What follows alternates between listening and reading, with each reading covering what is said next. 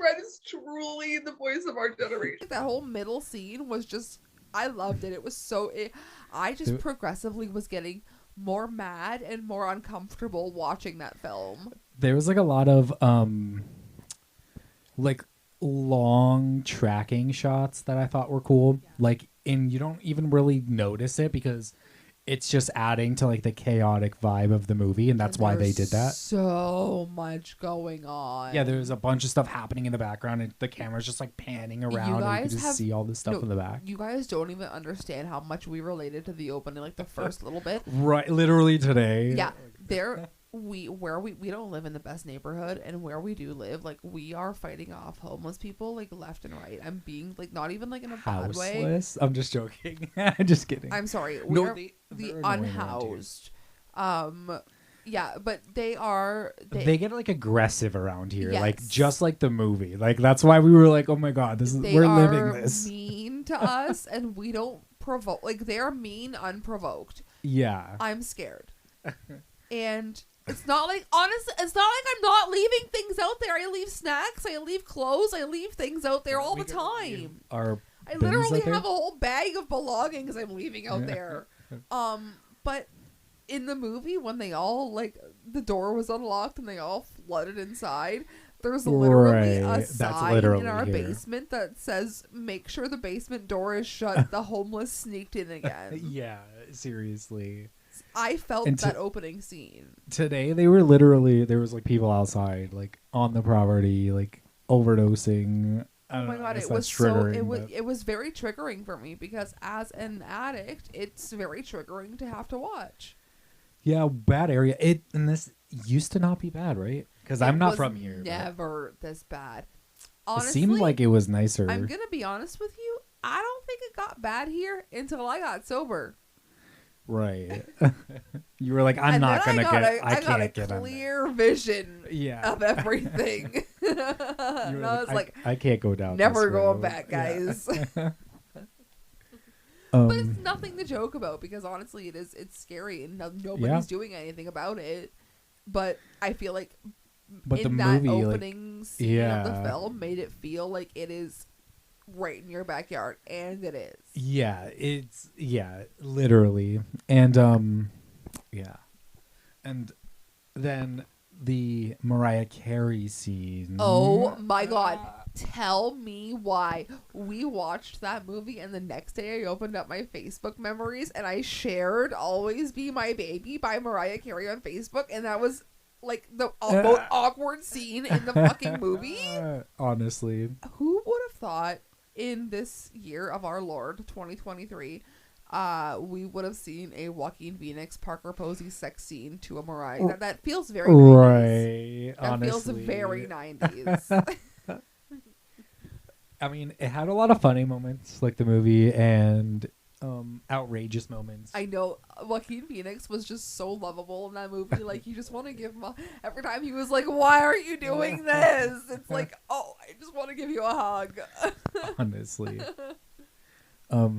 there was just a lot going on, and I mean, I think everyone should watch it. It's a good story. It's really funny too. It's a long movie. It's a long movie, but it was really funny to see like how some of the dialogue from the short film played out. Right.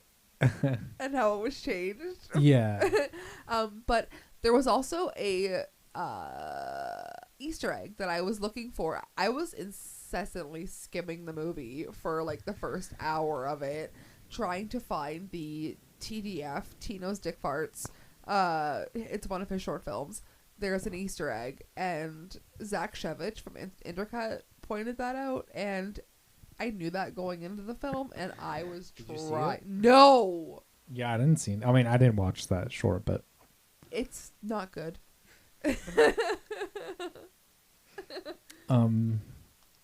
But I don't understand what A24 is going for with like blocking the short film being shown or like making it reacted so to, when I'm just gonna say like we have like the right to do it. It's covered under the copyright law, and it's actually breaking our rights when they're blocking us from reacting and reviewing it.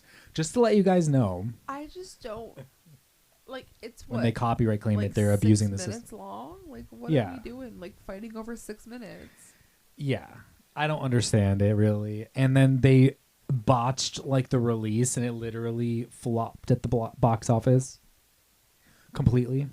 Well, I mean, it probably flopped because we didn't get to go see it in theaters. No, that's why we didn't get to go. They literally because it was at Lakeshore. Not when we tried to go. It was already out of there because they had replaced it with like Guardians of the Galaxy. It was Guardians of the Galaxy. They replaced it with. How rude. Yeah, and they initially weren't even going to put it out into all these theaters. They were only going to put it out into like 4 theaters worldwide, and that was it. I feel like we were lucky Who to was see gonna watch Infinity Pool when we did. Yeah, true. I'm glad we didn't. I'm glad we own it now. Now we have the cum cut. Are we going to have to get Beau is Afraid? Yeah. Do you think they're going to give us the director's cut, the 3.5 hour long? I would sit through anything Ari Aster does for the rest of eternity. I love that man. I just want to make sure he's okay. Right. I just want to sit him down, really check on his mental health, just make sure he's stable, 3 heavy films. But our copy of Hereditary, I have 2 shitty copies of my favorite movie. And I feel like I need a copy because my Midsommar is in like a nice slip cover up there. Do you have it on Blu-ray, Hereditary? Yeah, but it's in like a shitty one. Right. I want a nice one. It's my favorite. I mean, yeah, sure. What else have we watched? We watched Reality. That movie with Sydney Sweeney. Sydney Sweeney. Honestly, could have done without it. It was just an hour, 20 minutes that it just consumed our time, and we could have watched something else. Well, why didn't you like it? It was just boring. Right. It just feels like when you hear about like the synopsis about the movie, you're like, oh, this is gonna be like a wild ride. It's not. Yeah, no. I feel like the what is the word I'm looking for? Like the source material. There wasn't a lot to go on, but like when you actually like look into the story, it's like kind of crazy. But yeah, it's not really like a lot to go. At least it wasn't like 3 hours long. Right, but all it was Sydney and then they had redacted trying shit to talk to cops. There's a lot of Pokemon references. A lot of Pikachu. Right. Yeah, I didn't get that. Oh man, I'm slouching.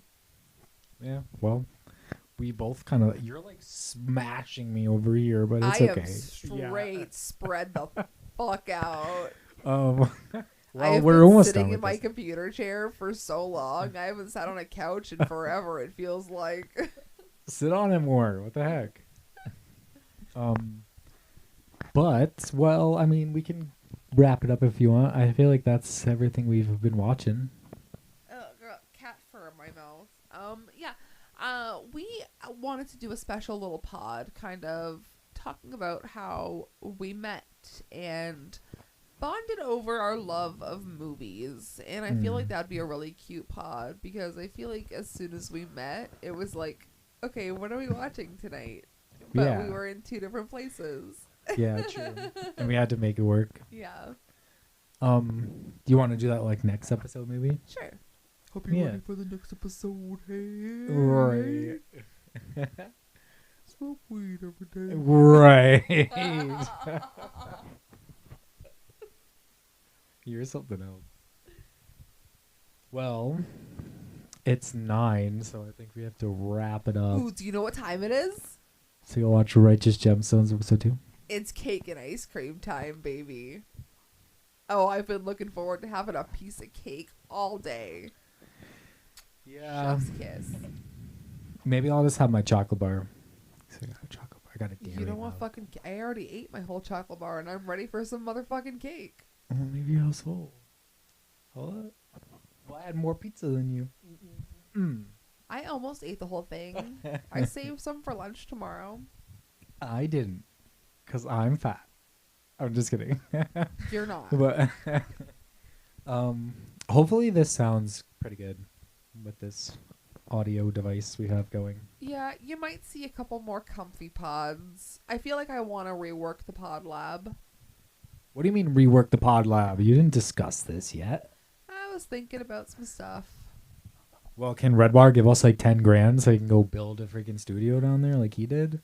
Yeah. We need outboard gear. We need a whole drum set, guitar. Well, we have the guitars. We need a drum set. We need like 4 Moogs, as he called them.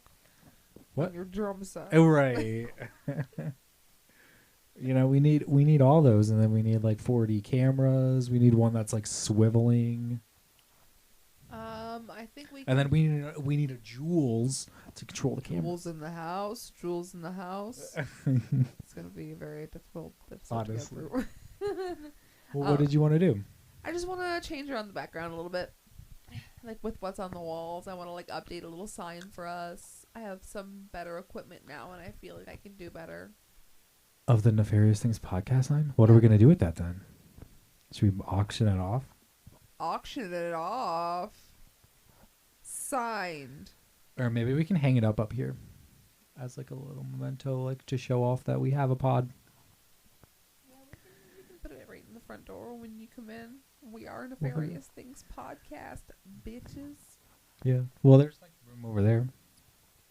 I know they can see the black void behind me of nothing on the wall. Black void. We just have black walls because we're living in purgatory like Slayer. Right. That was also a Viva La Bam reference.